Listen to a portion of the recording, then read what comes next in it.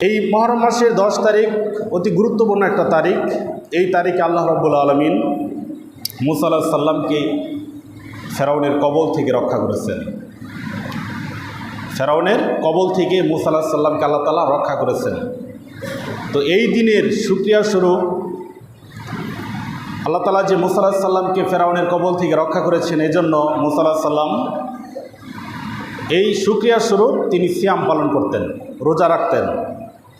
তো রাসূল সাল্লাল্লাহু আলাইহি ওয়াসাল্লামও সিয়াম পালন করতেন এবং সাহাবীদেরকে তিনি নির্দেশ দিয়েছেন। এখন আমরা জানব যে আসলে মুসা আলাইহিস সালাম কেন শুকরিয়া স্বরূপ সিয়াম পালন করেছেন, কারণটা কি। আপনারা জানেন যে পৃথিবীতে সবচাইতে অত্যাচারী বাদশা ছিল ফেরাউন, সবচাইতে অত্যাচারী বাদশা, মানে এর মতো অত্যাচারী কেউ ছিল না। তো আমরা ফেরাউনের অত্যাচার সম্পর্কে কথা বলবো, তার আগে আমরা কিছু সাম্প্রতিক প্রেক্ষাপট নিয়ে কথা বলি। সেটা হচ্ছে, আপনারা জানেন কিছুদিন পূর্বে বিশেষ করে যে সকল দেশে মুসলমানদের অবস্থা সংখ্যালঘু, অর্থাৎ যেখানে মুসলমানদের সংখ্যা খুবই কম, সেই সব দেশে বিধর্মীরা অমুসলিমরা মুসলমানদের উপর নির্যাতন করে। এটা বহু আগে থেকে হয়ে আসছে, এটা বহু আগে থেকে চলে আসছে। এই সাম্প্রতিককালে ইদানিং আপনারা জানেন যে আসামের মুসলমানদের উপর নির্যাতন করা হয়েছে মোদী সরকার কর্তৃক। তার পূর্বে, তার কিছুদিন পূর্বে, বেশি দিন হয় নাই, 2-2.5 বছর পূর্বে চীন সরকার কর্তৃক উইগুর মুসলমানদের উপর নির্যাতন করা হয়েছে। তাদের নারী পুরুষদেরকে হত্যা করা হয়েছে, নির্যাতন করা হয়েছে, তাদেরকে ঘরে বেঁধে রাখা হয়েছে, খাবার না দিয়ে পিপাসায় রেখে, তাদেরকে অনাহারে রেখে তাদেরকে মেরে ফেলা হয়েছে। তার পূর্বে ইসরায়েলেরা ফিলিস্তিনিদের উপর যে নির্যাতন চালাচ্ছে সেটা আসলে অবর্ণনীয়। তো তাদের উপর নির্যাতন এখনও চলছে, হয়তো বা মিডিয়াতে এগুলো আসে না। যে দেশেই অমুসলিমরা আছে আর ওই দেশে যদি মুসলমানরা সংখ্যালঘু হয়, অল্প সংখ্যক হয়, তাহলে অমুসলিমরা মুসলমানদের উপর নির্যাতন করবে। এটা পূর্বে থেকে হয়ে আসছে, কারণ অমুসলিমদের রক্তের মধ্যে, অমুসলিমদের শিরা উপশিরায় মুসলমানদের প্রতি বিদ্বেষ লুকিয়ে আছে। ওরা কোনো দিন মুসলমানের ভালো চায় না। ওরা চায় না পৃথিবীতে একটা মুসলমান বেঁচে থাকুক, একটা মুসলমান বেঁচে থাকুক, এটা কোনো অমুসলিমরা চায় না। সেটা হিন্দু হোক, সেটা বৌদ্ধ হোক, খ্রিস্টান হোক, তারপরে যে ধর্মের হোক না কেন, মুসলমান বাদ দিয়ে অমুসলিমরা কোনো সময় মুসলমানদের ভালো চায় না। ওরা চায় মুসলমানদেরকে পৃথিবী থেকে ধ্বংস করে দিতে। আরেকটা ইতিহাস, খুবই মর্মান্তিক ইতিহাস, যেটা খুবই গুরুত্বপূর্ণ ইতিহাস, সেটা হচ্ছে আজ থেকে প্রায় 1000 বছর পূর্বে, 700-800 বছর পূর্বে মুসলমানদের উপর নির্যাতন করেছিল মঙ্গোলিয়ানরা, তাতাররা। এটা যারা ইতিহাস জানে তারা হয়তো বা জানবে। মুসলমানদের উপর যে নির্যাতন করেছে মঙ্গোলিয়ানরা, মানে সাম্প্রতিককালে যত নির্যাতন করা হয়েছে এর চাইতে ভয়াবহ নির্যাতন ছিল এটা। মানে ওই সময়ে মঙ্গোলিয়ানদের মধ্যে, ওই সম্প্রদায়ের মধ্যে বৈবাহিক কোনো প্রথা ছিল না। তারা নির্যাতন করতো, নারীদেরকে নির্যাতন করতো, কোনো বিবাহে কোনো সম্পর্ক ছিল না। এজন্য তারা এত হিংস্র ছিল, তাদের নারীরা পর্যন্ত হিংস্র ছিল। তারা মুসলমানদেরকে ধরে ধরে হত্যা করেছে, মুসলমানদের সন্তানদেরকে হত্যা করেছে, এমনকি মুসলমানদের গর্ভে যে সন্তান ভ্রূণ বের করে তাদেরকে হত্যা করে ফেলেছে। এত খারাপ ছিল তারা মঙ্গোলিয়ানরা। ওরা যে দিক দিয়ে যেত মুসলমানদেরকে একেবারে কচু যেভাবে কাটে, তারপরে যেভাবে ফসল কর্তন করা হয়, এইভাবে করে মুসলমানদেরকে ওরা ধ্বংস করে দিয়েছে। তো এত অত্যাচার, নির্যাতন, সব কিছুকে ছাপিয়ে দিয়েছে, সব কিছুকে তলে ফেলে দিয়েছে ফেরাউনের নির্যাতন। ফেরাউনের নির্যাতন ছিল খুবই ভয়াবহ মুসলমানদের উপর। তার যে নির্যাতন, বনি ইসরায়েলের মুসলমানদের উপর তার যে নির্যাতন, সেটা অবর্ণনীয় নির্যাতন। কেন মুসা আলাইহিস সালাম শুকরিয়া স্বরূপ সিয়াম পালন করেছিলেন আমরা এটা জানব। তার আগে বলে নেই যে ফেরাউন যে অত্যাচারী বাদশা, ফেরাউনের যে অত্যাচারের নমুনা, এগুলো শুনে নেন। কয়েকটা পয়েন্টে আমি কথা বলবো। 1 নম্বর হচ্ছে, ফেরাউন বনি ইসরায়েলদের উপর অসংখ্যবার নির্যাতন করেছে। তাদেরকে ধরে এনে মারধর করেছে, নির্যাতন করেছে, তাদেরকে কাজে কর্মে খাটিয়েছে, বিনা শ্রমে, তাদেরকে কোনো পারিশ্রমিক না দিয়ে তাদের নারীদেরকে খাটিয়েছে, তাদের নারীদেরকে ব্যবহার করেছে, নির্যাতন করেছে, ধর্ষণ করেছে, খুন করেছে, ইত্যাদি ইত্যাদি কর্মকাণ্ড ফেরাউন করেছে। ফেরাউনের দরবারে একজন জ্যোতিষী আসলো, এসে বলল যে হে ফেরাউন, অতি শীঘ্রই তোমার এই সম্প্রদায়ের মধ্যে, তোমার এই রাজ্যের মধ্যে এমন একজন পুত্র সন্তানের জন্ম হবে, যে পুত্র সন্তান তোমার রাজ্য কেড়ে নিবে, যেই পুত্র সন্তানের কারণে, যেই সন্তানের কারণে তুমি তোমার রাজ্যে টিকে থাকতে পারবে না। এই কথা শোনা মাত্রই ফেরাউন নির্দেশ দিল যে আজকে থেকে বনী ইসরায়েলের কোনো ঘরে যেন সন্তান জন্মগ্রহণ করতে না পারে, কোনো ঘরে যেন সন্তান, ছেলে সন্তান বেঁচে না থাকতে পারে। এইভাবে করে ফেরাউন কি করলো, সমস্ত জায়গায় বনী ইসরায়েলের যে সম্প্রদায় ছিল বিশাল, সেই সম্প্রদায়ের যে জানতো যে ওই মহিলা গর্ভবতী, বনী ইসরায়েলের গর্ভবতী মহিলা, তারপরে ওই মহিলার পেছনে লোক লাগিয়ে দেওয়া হতো, যেই দিনই সন্তান ভূমিষ্ঠ হতো ওই দিনই ওই সন্তানটাকে হত্যা করে ফেলা হতো, ছেলে সন্তান হলে। এইভাবে করে ফেরাউন হাজার হাজার পুত্র সন্তানকে হত্যা করেছে। মেয়েদেরকে আবার ছেড়ে দিত, কারণ মেয়েদের তো কাজে লাগে, তাদেরকে নিয়ে নির্যাতন করে, তাদেরকে নিয়ে ভোগ করে, ইত্যাদি ইত্যাদি কর্মকাণ্ডে তাদেরকে কাজে লাগিয়ে দেয়। কিন্তু ছেলে সন্তান, ও জেনে গেছে যে ছেলে সন্তানের কারণে ওর রাজ্য নষ্ট হয়ে যাবে, ওর রাজত্ব হারিয়ে যাবে, এজন্য সে এরকমভাবে হত্যা করত। তারপরে একদিন ফেরাউনের কিপ্তি সম্প্রদায়ের কিছু লোক এসে বলল যে আপনি যে এইভাবে করে বনী ইসরায়েলদেরকে হত্যা করার নির্দেশ দিচ্ছেন, গণহারে হত্যা করা হচ্ছে সন্তানদেরকে, এখন তো আমাদের এই রাজ্যে কিপ্তি সম্প্রদায়ের কাজের জন্য লোক কম পড়ে গেছে, লোকের সংখ্যা কমে গেছে, কারণ ওরা তো নিজেরা কাজ করতো না, ওরা বনী ইসরায়েল ওদেরকে ধরে এনে এদেরকে কাজ করাতো, বিনাশ্রমে কাজ করানো হতো। তারপরে এইভাবে করে ফেরাউন বলল যে তাহলে 1 বছর পর পর হত্যা করা হোক, 1 বছর বাদ থাকবে, আরেক বছর হত্যা করা হবে। এইভাবে করে মুসা আলাইহিস সালাম যেই বছরে হত্যা করা হয়েছে ওই বছরই মুসা আলাইহিস সালাম জন্মগ্রহণ করেছেন। আল্লাহ যা চান, আল্লাহর পরিকল্পনাকে পৃথিবীর কেউ নস্যাৎ করতে পারে না। আল্লাহ যা চান তাই তিনি করতে পারেন, ফাআলুল লিমা ইউরিদ, আল্লাহ যা চান তাই করতে পারেন। ফেরাউন যেই ভয়ে হাজার হাজার পুত্র সন্তান হত্যা করেছে, আল্লাহ রাব্বুল আলামিন মুসা আলাইহিস সালামকে তো ভূমিষ্ঠ করালেনি পৃথিবীতে, এমনকি মুসা আলাইহিস সালামকে ফেরাউনের ঘরেই লালিত পালিত করলেন। সুবহানাল্লাহ। মানে আল্লাহর পরিকল্পনার সামনে পৃথিবীর কোনো পরিকল্পনা টিকবে না, আল্লাহর পরিকল্পনা উত্তম পরিকল্পনা। তারপরে যে বছরে হত্যা করা হয় না সেই বছরে মুসা আলাইহিস সালামের ভাই হারুন আলাইহিস সালামের জন্ম হয়েছিল। তো যাই হোক, এটা ছিল ফেরাউনের একটা নির্মম অত্যাচার। আরও অত্যাচার শুনেন, ফেরাউন অত্যাচার করেছে বনী ইসরায়েলদের উপর, অনেক অত্যাচার করেছে। বিশেষ করে যখন মুসা আলাইহিস সালাম ফেরাউনের কাছে দাওয়াত নিয়ে গেলেন, তখন ফেরাউন দাওয়াত কবুল করলেন না। তখন ফেরাউন বলল যে তোমার যদি কোনো নিদর্শন থাকে, তুমি যে তোমার রবের কাছ থেকে এসেছো, দাওয়াত নিয়ে এসেছো, তোমার যদি কোনো নিদর্শন থাকে তাহলে দেখাও। তখন মুসা আলাইহিস সালাম লাঠি দেখালেন, যে লাঠিটা যখন মাটিতে নিক্ষেপ করা হলো সাথে সাথে বিশাল বড় সাপে পরিণত হয়ে গেল।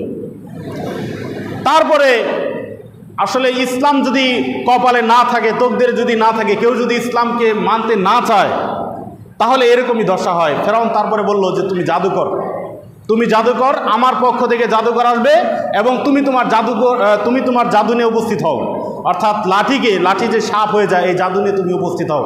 তারপরে বিশাল বড় ময়দানে হাজার হাজার মানুষ জমা হলো, জাদুকররা আসলো, তারা বিভিন্ন এক একজন জাদুকর এক এক ধরনের জাদু করে সেখানে লাঠি ছেড়ে দিল, বাঘ ছেড়ে দিল, আরও বিভিন্ন ভয়ঙ্কর প্রাণী ছেড়ে দিল। তারপরে মুসা আলাইহিস সালাম ওই লাঠিটা ছেড়ে দিলেন, সাথে সাথে ওই জাদুকরদের যত কিছু ছিল, জাদুকরের ভয়ঙ্কর প্রাণীগুলো ছিল, সমস্ত প্রাণীকে মুসা আলাইহিস সালামের এই লাঠি মার্কা সাপ সব গিলে ফেলে দিল। সুবহানাল্লাহ। এই অবস্থা দেখে ফাউলকিয়া সাহারাতু সাজিদিন, এই অবস্থা দেখে ওই মজলিসে যত জাদুকর ছিল, ফেরাউন যাদেরকে ভাড়া করে এনেছিল মুসা আলাইহিস সালামকে হারিয়ে দেওয়ার জন্য, তারপরে ওই সমস্ত জাদুকররা সিজদায় পড়ে গেল, সকলেই ঈমান আনলো। আল্লাহ রাব্বুল আলামিন বলছেন ক্বালু আমান্না বিরাব্বিল আলামিন, তারা জাদুকররা সকলেই বলল যে আমরা রবের উপর ঈমান এনেছি। তখন ফেরাউন বলল ক্বালা আমানতুম লাহু ক্বাবলা আন আযানা লাকুম, আমি তোমাদেরকে আনলাম ভাড়া করে, আমি তোমাদেরকে আনলাম ভাড়া করে মুসাকে হারিয়ে দেওয়ার জন্য, আর তোমরা আমার অনুমতি ছাড়াই তার উপর বিশ্বাস স্থাপন করেছো। তোমরা জেনে রাখো তোমাদেরকে হত্যা করা হবে, তোমাদেরকে শুলে চড়ানো হবে। লাউকাত্তিয়ান্না আইদিয়াকুম ওয়া আরজুলাকুম মিন খিলাফি ওয়া লাউসাল্লিবান্নাকুম আজমাইন। এবার ফেরাউন কি করলো? ওই জাদুকরদের ডান হাত কেটে দিল, বাম পা কেটে দিল, কারো বাম পা কেটে দিল, ডান হাত কেটে দিল, এভাবে করে বিপরীত অঙ্গ প্রত্যঙ্গ কেটে সমস্ত জাদুকরদেরকে হত্যা করার জন্য সে একটা নির্দেশ জারি করে দিল। জাদুকরদের ঈমান কেমন ছিল? আসলে আপনি তো ঈমানের মূল্যায়ন বুঝেন না, আপনি ঈমানের মূল্যায়ন বুঝেন না, কারণ আপনি তো রেডিমেড মুসলমান। ঈমানের মূল্য তারা বুঝে যারা ঈমানটাকে কঠিনভাবে গ্রহণ করেছে। জাদুকররা বলতে লাগলো, ক্বালু লা যাইরা ইন্না ইলা রাব্বিনা মুনকালিবুন। কোনো সমস্যা নাই, আমাদেরকে যদি হত্যা করা হয়, আমাদের হাত পা যদি কেটে দেওয়া হয়, আমাদেরকে যদি হত্যা করে দেওয়া হয়, শুলে চড়ানো হয়, আমাদের কোনো সমস্যা নাই। ইন্না রাব্বিনা লা মুনকালিবুন, আমরা আল্লাহর দিকেই তো চলে যাব, আল্লাহর দিকে আমাদের প্রত্যাবর্তন হবে। এইভাবে করে ফেরাউন সমস্ত জাদুকরদেরকে হত্যা করলো। কত বড় অত্যাচারী ছিল চিন্তা করছেন? তারপরে ফেরাউনের স্ত্রী আসিয়া যিনি ইসলাম গ্রহণ করেছিলেন, ফেরাউনের স্ত্রী আসিয়া যিনি ইসলাম গ্রহণ করেছিলেন, ফেরাউনের স্ত্রী আসিয়ার একটা মেয়ে ছিল, সুন্দর ফুটফুটে একটা মেয়ে ছিল, তার নাম ছিল মাশেতা। ফেরাউন জানতে পারলো যে আসিয়া ইসলাম গ্রহণ করেছে, এজন্য আসিয়ার ওপর অনেক নির্যাতন করেছে, অনেক নির্যাতন, অবর্ণনীয় নির্যাতন আসিয়ার উপর করা হয়েছে, বিবি আসিয়ার উপর করা হয়েছে। তারপরে আসিয়াকে কোনোভাবেই ফেরানো যাচ্ছে না, ইসলাম থেকে কোনোভাবেই ফেরাউন ফেরাতে পারছে না। তারপরে ফেরাউন কী করলো? ফেরাউন একটা বিশাল বড় কড়াইয়ের মধ্যে গরম করলো, তেল গরম করলো। গরম করার পর সেখানে তার সন্তানকে, ওই মেয়েটাকে, আসিয়া যাকে অনেক মহব্বত করত, সেই মেয়ের নাম ছিল মাশেতা। মাশেতাকে হাতে ধরে ফেরাউন মাশেতাকে হাতে ধরে বলল যে তুমি যদি ইসলাম পরিত্যাগ না করো, তুমি যদি মুসাকে অবিশ্বাস না করো, তাহলে এই যে তোমার আদরের সন্তান, একে এই তেলের মধ্যে চুবিয়ে একে ভাজি করে ফেলবো। তারপরে আসিয়া বলল যে না, আমি এর পরেও ইসলাম পরিত্যাগ করব না, আমি এর পরেও মুসার উপর অবিশ্বাস করব না, আমি ঈমান এনেছি, আমি ঈমানের উপরে অটল থাকলাম। তারপরে ফেরাউন ওই মাশেতাকে তেলের মধ্যে চুবিয়ে মেরে ফেললো। এর পরেও বিবি আসিয়া ইসলাম পরিত্যাগ করে নাই। ফেরাউন এত অত্যাচারী ছিল, ফেরাউন এত অত্যাচারী ছিল। তো এই ফেরাউনের এত অত্যাচারের পরে যখন মুসা আলাইহিস সালাম নবুয়ত পেলেন, তারপরে ঘটনা অনেক বড় হয়ে যাচ্ছে, আমি একবারে সংক্ষেপ করছি কারণ মূল বিষয়গুলো রয়ে গেছে। তারপরে আল্লাহ রাব্বুল আলামিন ওই ফেরাউনকে শায়েস্তা করার জন্য পর্যায়ক্রমে বিভিন্ন আযাব দিতে লাগলেন। এক সময় পাঠালেন পঙ্গপাল, তুফান, ঝড় তুফান, পঙ্গপাল, তারপরে উকুন পাঠালেন, তারপরে ব্যাঙ পাঠালেন। এইভাবে করে যখন তারা ইসলাম কবুল করলো না, তারা যখন হেদায়েতের পথে আসলো না, তখন আল্লাহ রাব্বুল আলামিন তাকে শেষ করে দিলেন। কিভাবে শেষ করে দিলেন? আল্লাহ তাআলা কোরআনে বলছেন যে হে মুসা, আপনি আপনার সম্প্রদায়দেরকে নিয়ে আপনি বেরিয়ে পড়েন, আপনি আপনার সম্প্রদায়দেরকে নিয়ে বেরিয়ে পড়েন। ফালাম্মা তারাল জামানে ক্বালা আসহাবু মুসা ইন্না লা মুদরাকুন। যখন মুসা আলাইহিস সালাম বনী ইসরাঈলদেরকে নিয়ে বেরিয়ে পড়লেন ফেরাউনের কবল থেকে বাঁচার জন্য, ফেরাউন তাদেরকে ধাওয়া করলো, ফেরাউনের সৈন্য সামন্তরা তাদেরকে ধাওয়া করলো। তারপরে যখন তারা সাগরের পাড়ে চলে গেল, তারপরে এই ফেরাউনের ভয়ের কারণে তারা সাগর পাড়ে চলে গেল। মুসা আলাইহিস সালামের যে সঙ্গী সাথীরা ছিল তারা বলল ইন্না লা মুদরাকুন, হে মুসা, আমরা তো ধরা পড়ে গেলাম, আমরা তো ধরা পড়ে গেলাম। তখন মুসা আলাইহিস সালাম বলেন ক্বালা কাল্লা ইন্না মাইয়া রব্বি, কখনোই নয়, আল্লাহ আমার সাথে আছেন, অবশ্যই তিনি আমাকে পথ দেখাবেন। তারপর আল্লাহ রাব্বুল আলামিন ওহী নাজিল করলেন, হে মুসা, তোমার হাতে যে লাঠিটা আছে, এই লাঠিটা তুমি সাগরে নিক্ষেপ করো, এই লাঠি দিয়ে তুমি সাগরে আঘাত করো। বিয়াসাকাল বাহার, তুমি সাগরে আঘাত করো। আঘাত করার সাথে সাথে বনী ইসরাইলের 12টা সম্প্রদায় ছিল, আল্লাহ রাব্বুল আলামিন 12টা রাস্তা করে দিলেন। সুবহানাল্লাহ। যেই ফেরাউনকে ধ্বংস করার জন্য ওই সময়ে কোনো শক্তি ছিল না, মুসা আলাইহিস সালাম এমনি ছিলেন দুর্বল, বনী ইসরাইলের লোকেরা ছিল এমনি দুর্বল, ফেরাউনকে শায়েস্তা করার জন্য কোনো পথ পদ্ধতি তার জানা ছিল না। তারপর আল্লাহ রাব্বুল আলামিন কিভাবে করে এই ফেরাউনকে সেই লোহিত সাগরে ডুবিয়ে মারলেন, আর এই দৃশ্য মুসা আলাইহিস সালাম সচক্ষে দেখলেন এবং মুসা আলাইহিস সালামের কওমের লোকেরা সচক্ষে দেখলো। এই জন্য মুসা আলাইহিস সালাম ওই দিনটাকে স্মরণ করে, ওই দিন ছিল 10 মুহররম, আর ওই দিনটাকে স্মরণ করে মুসা আলাইহিস সালাম পরবর্তীতে তিনি সিয়াম পালন করতেন।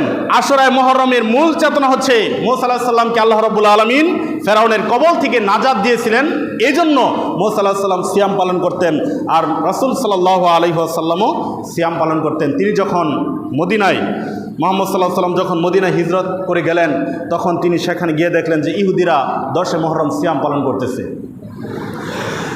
10 মুহররম সিয়াম পালন করতেছে। তখন রাসূল সাল্লাল্লাহু আলাইহি ওয়াসাল্লাম তাদেরকে জিজ্ঞাসা করলেন যে তোমরা সিয়াম পালন করতেছো, কারণটা কি?